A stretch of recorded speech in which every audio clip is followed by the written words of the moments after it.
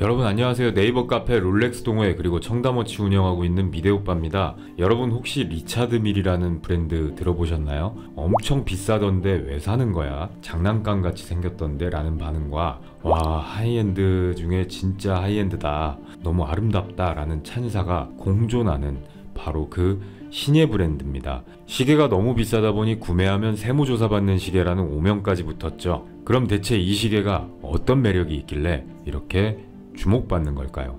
제가 늘 말씀드리죠. 시계는 소비재가 아니라 투자재다. 오늘은 그 철학을 가장 드라마틱하게 보여주는 브랜드 리차드 밀, 그 중에서도 RM67-01을 이야기해 보겠습니다.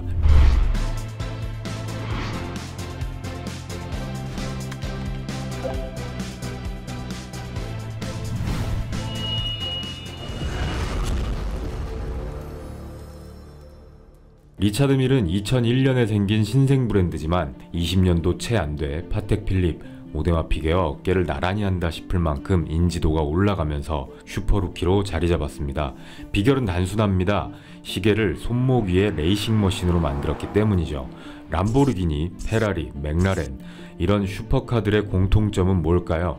가볍다, 빠르다, 보기 드물다, 비싸다, 멀리서도 알아볼 만큼 아이덴티티가 확실하다 정도가 될 수 있을 것 같아요. 리차드 밀도 똑같습니다. 티타늄, 카본, 쿼츠 TPT 같은 항공, F1 소재를 시계에 집어넣고 초경량 구조와 충격 흡수 설계, 그리고 연간 5,000점 내외의 극소량 생산 제한으로 유명합니다. 그 결과 시계는 곧 자산이 되고 돈으로도 구할 수 없는 희소성이 생겨났죠. 결국 이 브랜드의 본질은 슈퍼카처럼 희소하고 슈퍼카처럼 고가이며 슈퍼카처럼 기술력을 상징한다는 겁니다. 이제 본론으로 들어가서 오늘의 주인공 RM67-01에 대해서 알아보자면 2016년에 출시된 이 시계는 리차드 밀 최초의 엑스트라 플랫 오토매틱 워치입니다. 두께 약 7.75mm로서 기존의 두툼한 리밀 시리즈와 달리 정장을 입어도 잘 어울리도록 만들어졌죠. 케이스는 그레이드 5 티타늄으로 제작돼서 가볍지만 강력합니다. 즉 리차드 밀 하이테크 철학을 유지하면서도 데일리 드레스 스포츠워치로 착용할 수 있는 모델이 바로 리차드 밀 67-01입니다. 리밀 특유의 토너형 케이스의 티타늄 소재라 착용감은 가볍고 착 감깁니다. 스켈레톤 구조 다이얼에 인덱스와 핸즈는 슈퍼 루미노바 처리돼서 밤에도 시인성이 확보되고요. 크라운은 기어 휠 느낌의 산업적 디자인이 특징인데 드레스워치임에도 엔지니어링 DNA를 강조하면서 리차드 밀 아이덴티티를 뿜어내주죠. 무브먼트는 초경량 스켈레톤 오토매틱 무브먼트에 그레이드 5 티타늄 베이스 플레이트와 브릿지로 강성과 내구성을 확보합니다. 파워 리저브는 50시간, 얇지만 충격 흡수와 안정성을 유지하는 구조의 설계고요. 즉 단순히 얇기만 한 게 아니라 가벼우면서도 터프한 드레스워치라는 새로운 카테고리를 개척했다는 평가를 받고 있습니다. 2025년 기준 공식 매장 리테일가는 2억 900만원으로 역시나 초고가의 브랜드구나 싶은 리테일을 자랑하는데 여기서 프리미엄이 붙으니 2억 후반에서 3억대의 리세일가를 자랑합니다. 오늘 소개하고 있는 티타늄 버전은 스틸 스포츠워치 공급난과 맞물리며 가치가 방어됐고요. 골드나 카본 TPT 버전은 더 높은 프리미엄이 형성되어 있습니다. 리차드 밀 67-01을 경제학적으로 해석하면 세 가지 키워드가 있습니다. 첫 번째는 희소성, 연간 한정된 생산, 특정 소재와 무브먼트로만 제작해서 공급량이 절대적으로 부족하기 때문이죠. 두 번째는 상징 자본, 얇은 드레스워치임에도 리차드 밀이라는 브랜드 파워가 모든 걸 덮어버립니다. 단순히 얇은 시계가 아니라 슈퍼카 DNA를 품은 드레스워치라는 상징성이죠. 세 번째는 투자 자산화입니다.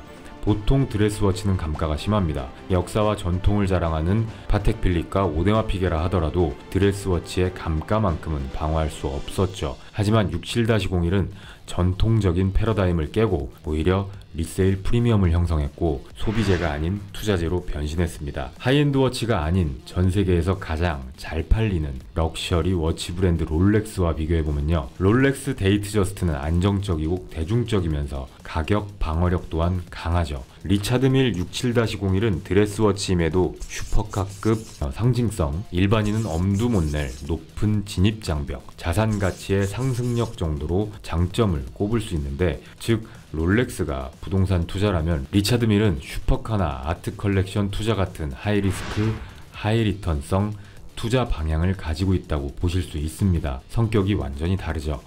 이런 시계를 마주할 때 우리가 생각할 수 있는 투자 교훈은 3가지 정도입니다. 첫 번째, 차별화와 희소성에 투자하라. 단순히 비싼 금속이 아니라 남들이 만들 수 없는 스토리와 기술을 가진 자산은 시간이 지날수록 더 희귀해진다는 점이고요. 두 번째, 상징 자본입니다. 리차드 밀은 기능적 시계를 넘어 이 시계를 차면 내가 F1 드라이버 같은 클래스라는 상징을 만들어줍니다. 이게 경제학에서 말하는 브랜드 프리미엄이고요. 세 번째, 감가 없는 소비재는 자산이다. 보통 운동하면서 쓰는 시계는 소모품입니다. 애플워치나 갤럭시워치는 소모품이죠. 그것도 아주 뛰어난 기능성 소모품이고 고장도 잘 안 나죠. 리밀 같은 경우에는 운동하면서 쓰라고 만들긴 했으나 사실상 마케팅적으로 쓸 때 빼고는 운동하면서 이 시계를 착용하는 분들은 거의 없겠죠.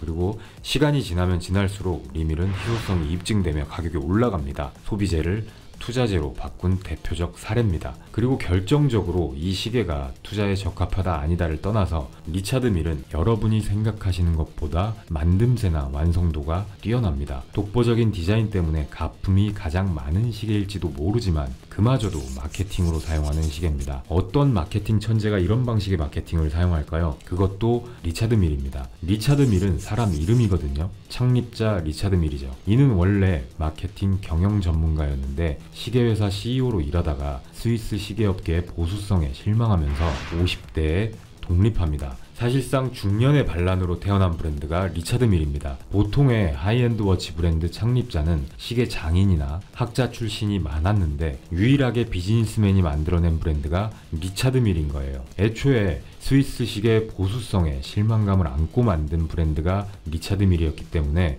처음부터 스위스 전통 무브먼트를 배척했습니다. 파텍이나 오데마픽에는 파텍 필립 실이나 제네바 실 같은 전통 규격을 강조하지만 리차드 밀은 그건 골동품적 사고방식이라면서 공개적으로 비판했습니다. 본인들은 F1이나 항공업계 엔지니어들과 협업해서 완전히 새로운 엔지니어링 기반의 무브먼트를 개발했어요. 이 때문에 보수적인 스위스 시계업계에서는 리차드 밀이 2단화 취급을 받았었죠. 근엄하고 보수적인 시계업계에서 이 얼마나 하찮아 보이는 등장이었겠어요. 그리고 근본도 없어 보이는 사람이 갑자기 시계 장인이 아닌 엔지니어들과 무브먼트를 만든대요. 그러니까 더더욱이 기가 차죠. 근데 그 모든 시도가 지금은 오히려 가장 혁신적인 브랜드로 인정받게끔 만드는 초석이었다고 평가받고 있습니다. 역시 일단 유명해져야 되나 봅니다. 또한 리차드 밀은 소재와 가공 과정에서 극단적 낭비를 하는 브랜드입니다. 리차드 밀은 티타늄, 카본 TPT, 쿼츠 TPT 같은 전통 시계업계가 거의 쓰지 않던 첨단 소재들을 사용했는데 문제는 이 소재들의 가공이 극도로 까다롭고 깎고 버리는 과정에서 절반 이상이 낭비됩니다. 예를 들어 카본 TPT 블록에서 베젤 하나를 깎아내려면 10시간에서 20시간 이상의 CNC 공정이 들어가는데 완성품의 몇 배에 해당하는 원자재를 잘라내고 버리게 돼요. 티타늄 역시 너무 소재가 단단하기 때문에 공구마모가 심하고 불량률이 엄청나게 높아요. 즉 완성품 하나를 만들기 위해 어마어마한 원자재와 시간 그리고 인력이 버려지는 구조를 가지고 만들어내는데 여기에 또 품질이 완벽하지 않으면 바로 폐기된다는 점이 흥미롭죠. 보통 다른 브랜드는 만들다가 B급, C급 시계가 탄생하게 되면 리퍼비시에서라도 판매를 합니다. 리밀은 작은 분량도 절대 시장에 내보내지 않는다는 철학을 강조하면서 소비자 신뢰를 우선시해버립니다. 이러다 보니 초기에 일부 엔지니어나 경영진이 이런 이야기를 하다가 원자재 낭비가 너무 심하고 원가가 터무니없이 올라가기 때문에 비효율적이다 라며 비용 절감을 고려하자 리차드 밀 본인이 이렇게 말했다는 일화가 유명합니다. 걱정하지 마라. 우리는 싸게 만들려고 시계를 만드는 게 아니다.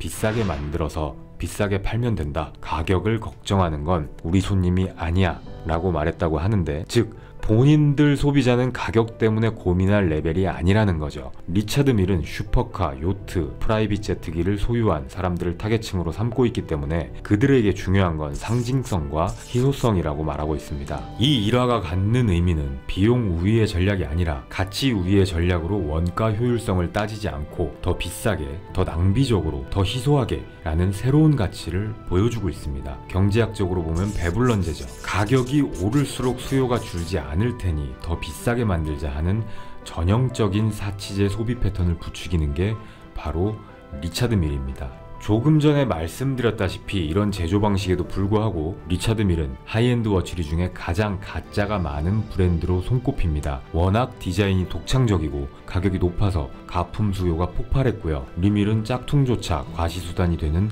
보기 드문 브랜드로 가품을 몇백 몇천만 원대에 만들어 진짜랑 똑같다면서 거래하는 세상이고, 리차드 밀은 이걸 마케팅 수단으로 사용하기에 별다른 제재조차 하지 않습니다. 신경도 안 쓴다고 해야겠죠. 그러니 여러분은 반드시 개인 거래에 유의하시기 바랍니다. 그리고 미러급, 슈퍼클론급 이렇게 말씀들 많이 하시지만 사실상 그런 거 없습니다. 가품은 그냥 가품일 뿐이고요. 본인 자존감 깎아먹는 사치성 소비고요. 스스로 좀먹는 소비라는 걸 반드시 인지하시고 가품 소비는 근절하시길 바라겠습니다. 마무리해보겠습니다. 오늘 소개해드린 리차드 밀 드레스워치, 그런데 전혀 드레스워치 같이 안 생긴 드레스워치, 전통을 깨버리고 새로운 패러다임을 만들어낸 리차드 밀의 67-02를 통해 시계가 어떻게 희소성과 브랜드 철학을 무기로 소비재에서 투자재로 진화하는지 살펴봤습니다. 영상 좌측 상단과 고정 댓글로 청담워치 전화번호 010-5074-8921 나가고 있습니다. 문자로 쉽고 빠르게 매입 상담과 위탁 상담이 가능하시니까요. 투명하고 정직한 매입 프로세스를 제시하는 저희 청담워치 네이버에 쳐보시기만 해도 수많은 리뷰가 증명합니다. 많은 이용 부탁드리고요. 다음 영상에서 뵙겠습니다. 감사합니다.